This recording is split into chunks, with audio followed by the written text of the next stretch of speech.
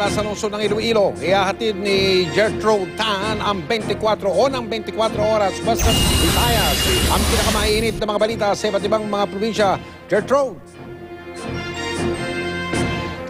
Mike, eksklusibo nating nakuna ng pagsugod ng ilang informal settlers sa Bacolod City nang malamang paaalisin na sila na may-ari ng lupang kinatitirikan ng kanilang bahay. Narito ang aking report.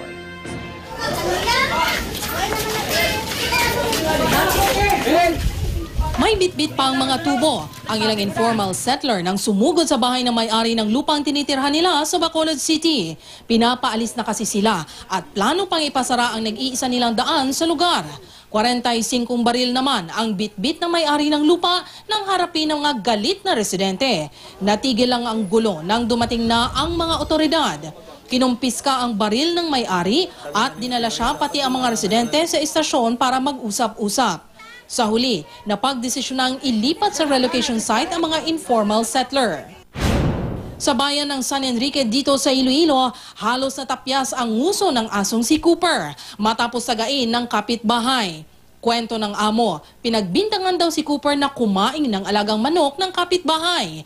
Sinisikap pa naming kunin ang panig ng suspect na wala sa bahay ng aming puntahan. Kanina, inoperahan si Cooper sa tulong ng Animal Welfare Association at ilang veterinaryo. Sa Dagupan City, nahulikam ang pagtangay at pagkaladkad sa isang aso habang hila ng suspect na sakay ng tricycle. Sumbong ng may-ari, 4 na aso niyan nanakaw na ng mga kawatan. Hinala ng pulisya, baka binenta o kinatay na ang mga aso. Tinutugis na ang suspect.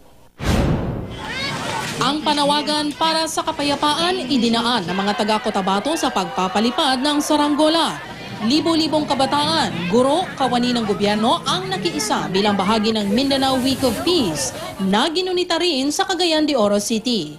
Kanina, magkasamang nag-alay lakad at nanalangin ang Muslim community at simbahang Katoliko para sa kapayapaan sa Mindanao.